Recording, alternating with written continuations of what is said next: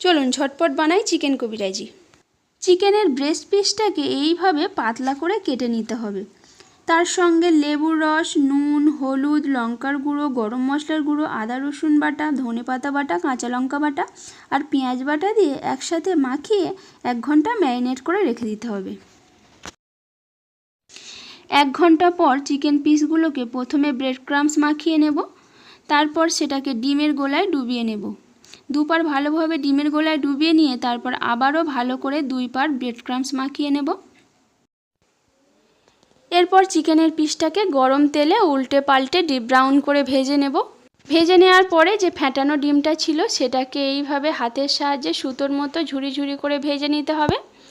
হালকা বাদামি কালার চলে এলেই তার উপরে আবার ওই চিকেনের পিসটাকে দিয়ে উল্টে নিয়ে একবার উল্টে পাল্টে ভেজে নিয়ে এটাকে তুলে নিতে হবে। ব্যাস তৈরি হয়ে গেল চিকেন কবিরাজি।